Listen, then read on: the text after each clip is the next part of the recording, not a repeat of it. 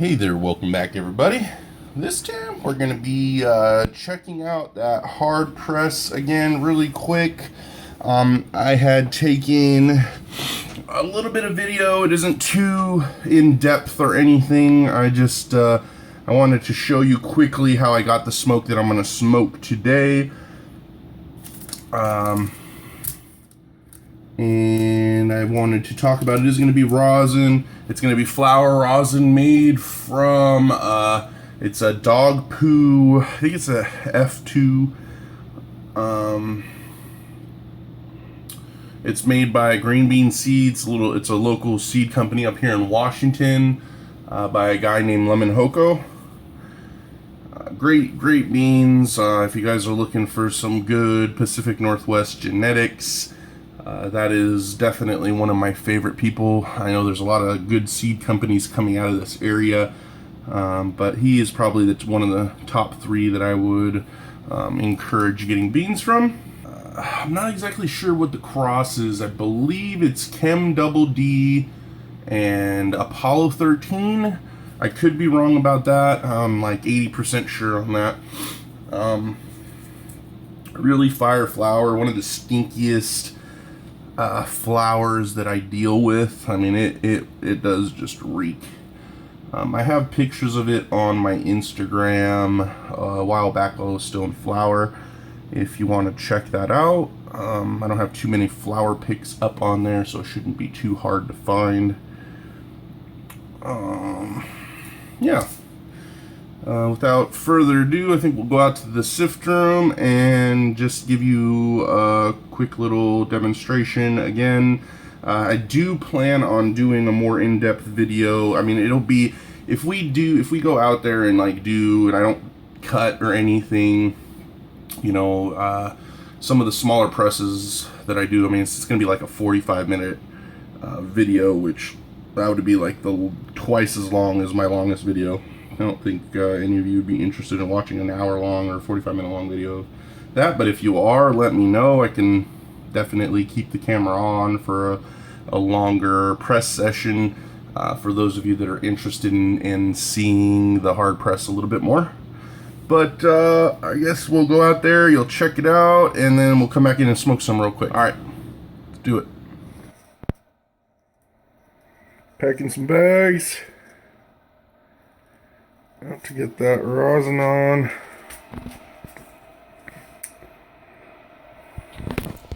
Well, it says 261. That's just what the element's heated at. Let's see. What is this set for Celsius? That's awesome. That is what it is. It's 160-ish. I don't know if we're gonna hike it up or not. 64. We can.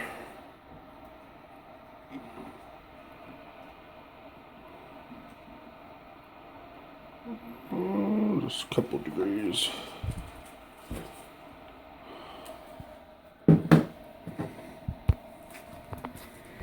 Got a couple bags done up. Handy little stomper. She's put in work. Alright, we'll get back at it. Be back.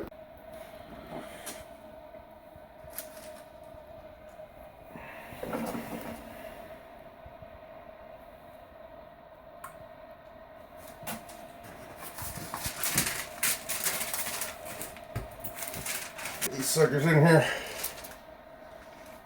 There, keep my face out of there.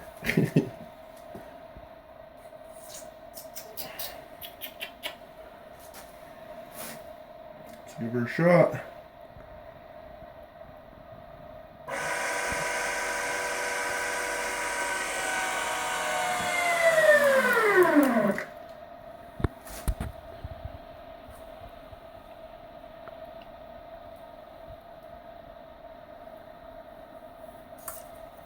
Well, you should pack those tight, eh?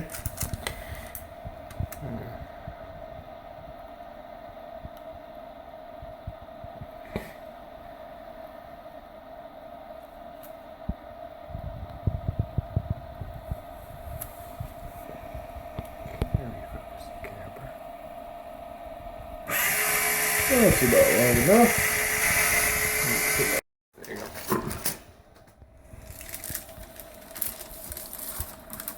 There. Boom. Got a little juicy. There's the little thing usually, so I'll just take it out of my hand. Give it a second press. Later, at the end. Oh, I just touched it. Oh, it smells so dog pooey. This is the dog poo, by the way. Had a little bit extra of it. Decided I wanted some flower rosin today. Not bad though. From the video when I collected up to, but figured I'd show you that. We're gonna go ahead and do a couple more rounds. You saw how that quick that went. That was I think a 1/4 ounce that we pressed, maybe a little bit more. Actually no, that was 11 grams that we just pressed. These are just really tight. We're gonna go ahead and do these ones and we'll get back to you. Alright, so we did a couple quick ones. You saw how quick one went. Let's do a little collecting. So that's basically what I do. I put them back on top of each other and let them cool off for a minute. You'll see there's just a little bit on there, but I see a little like hair, whatever. Just make sure it's clean right now if you want. I like clean oil. And then we're just going to do that until it comes off. If it doesn't come off like that, it usually means it's shattered, which is good. And then we're just going to go through all these and do the same thing. I'll just put this one right on top of there.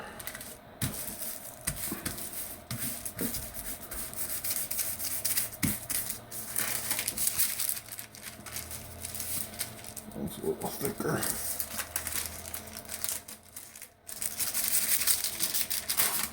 Oh. There's anything left over. It's really nice to work with gloves too, which I should be doing. That way it doesn't stick to my hands. We'll go through and get that later. If there's anything left. Just flip it over. That nice cold side.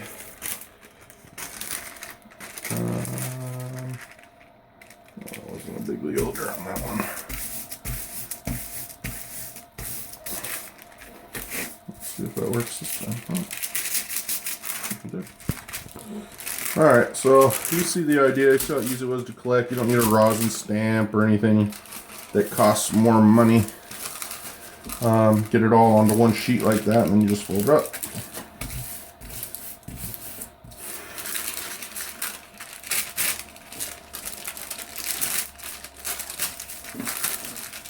Nice thick piece. Just don't want to get it in my hands so I have any gloves on. Otherwise, you can go ham on this. Alright, well, I'm going to get this up in a patty and then we'll be back. Alright, so we got this pressed out a little bit.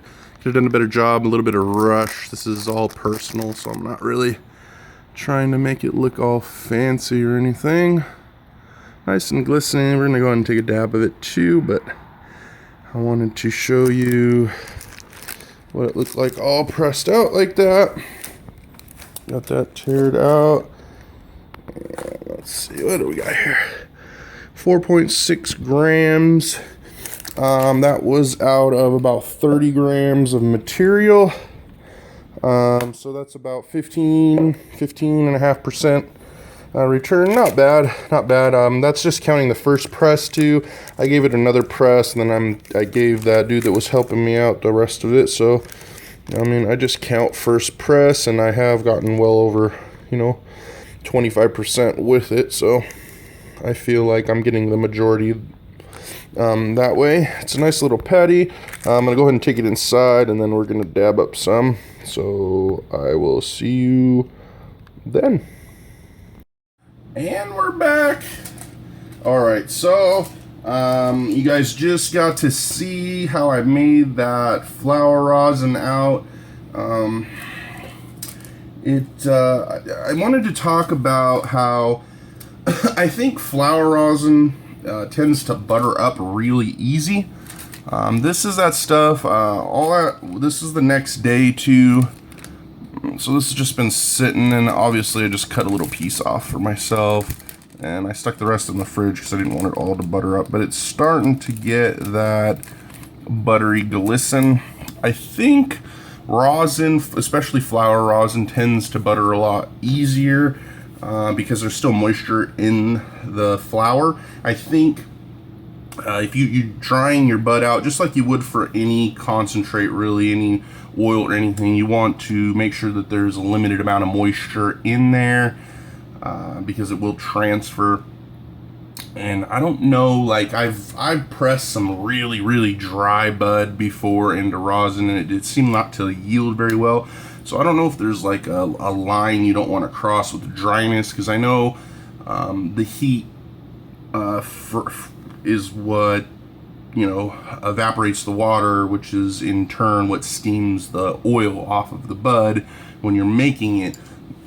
So I don't know if that affects yield at all, but I have found that with drier, better cured flour, you get a more stable consistency, meaning it's going to be shatter and not sap, and also it'll tend to be a little bit more stable when it comes to, you know, life longevity without buttering up.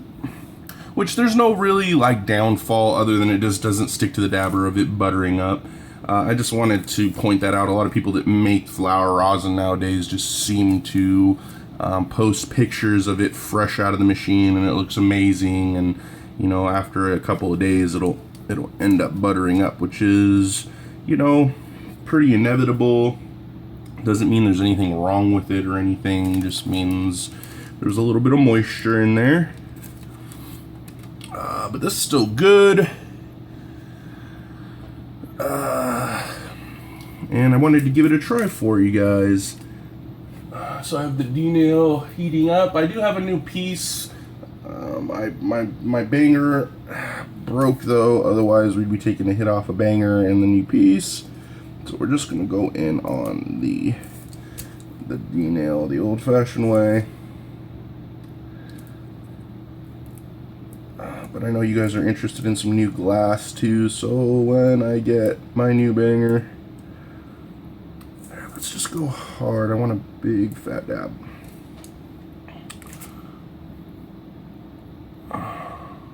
It's like a double at least. Oh, maybe a little bit more. Yeah, I'd say that's half of what was there.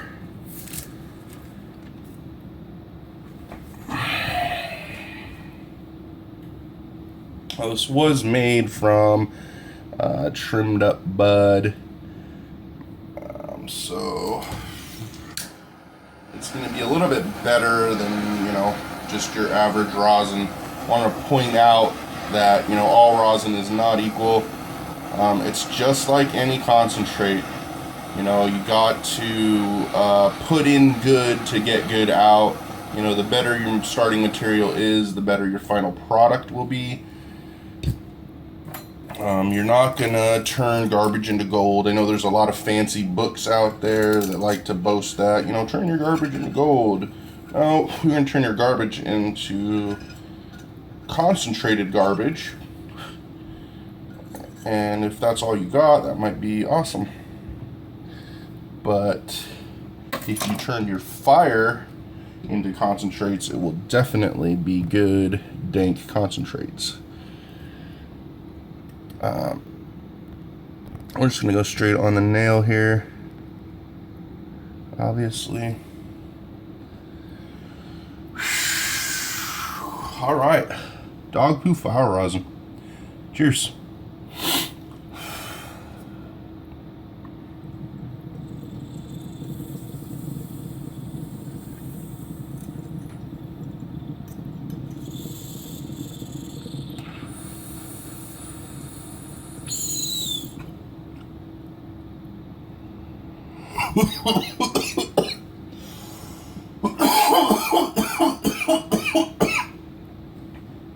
Oh boy.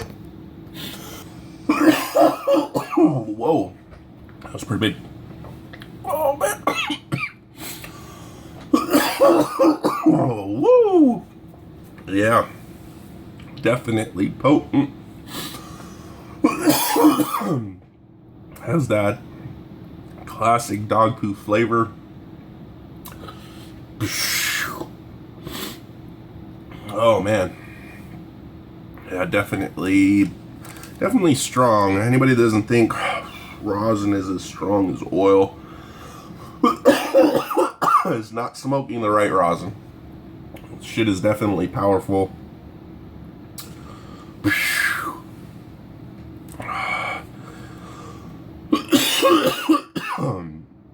Especially when you take giant dabs like that.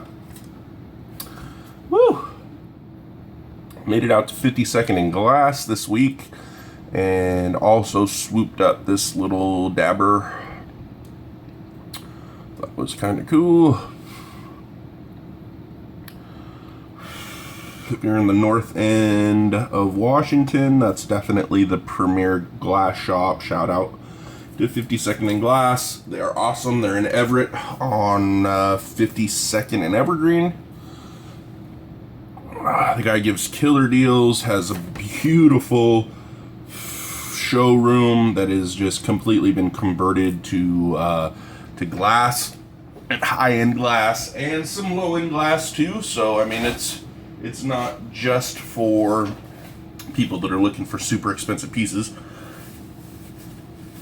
They have some cheaper glass there too, and all the connectors. I mean, it's a smoke shop. It's just one of the better smoke shops I've seen. Oh man. Yeah, it's still rushing over me. Super good flavor. We did a pretty low temperature press. I think it was like 165-ish. Which again, for whatever reason, it seems like the lower I go, because I mean, we've gone lower to see, you know, oh, is this going to help stability or you know, or flavor or whatever. And I don't know if it had to do with the ambient temperature in the lab, or it was just because we were on super low temperature, but that's where it tends to butter the most for me. Like, the lower you go, the more it butters and the faster it butters. Like, I remember doing, God, it must have been around 140 or 135, somewhere in there, and it actually squirted out and buttered instantly. Like, just squirted out, and like by the time, I mean, I could tell that it was creamy while it was still doing it, and then when I pulled it out of the machine, it was like I guess Goldash calls them Rosenbergs.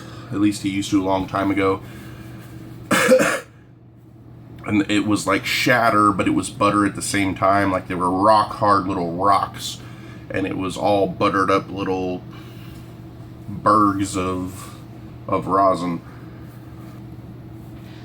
Really easy to collect, but you know, not too many people. People like just the stuff you can put on dabber and like shatter too. So that's what we try to keep it like. I mean, the only other thing would be just properly drying your rosin out. I mean, which is not talked about too much, I don't think, but I feel like, especially when you press bud that's kind of within like the 10% humidity or whatever, where it's still a little bit not moist but not crunchy, just fresh off the plant, maybe a week cure. And I've heard people pressing after drying on a line 3 days, so the bud would be still wet. But I think that curing it out, and if you don't, then you definitely have to maybe let your rosin butter up or dry out. Essentially, I find that if there's moisture left in the rosin, that it transfers to the dab and it burns my throat. like that water will vaporize and the hot steam hurts my throat. And a lot of fresh rosin is like that for me, but if you just let it, and it's kind of like the same principle as oil, you know, you give it a flip here. Right now this stuff's been out for a couple hours in front of my monitor, so it's starting to sugar up a little bit, but God, that smells amazing. You know, flip it so it dries off a little bit.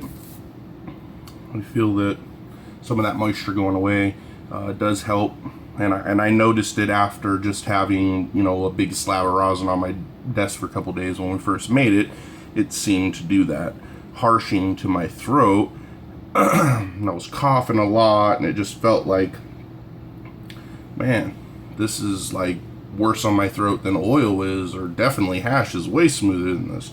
And then after a day or two, it seemed like I was hitting it and it was just fine. So I don't know, that's just something I do. I've also stuck it in the back oven and dried it out that way a little bit faster, just pulled on it at room temperature. I flipped it, did the same thing, seemed to help. That is all I wanted to say today, probably more than I wanted to say, but that hit got me rambling. I hope you guys enjoyed, and I'll catch you next time.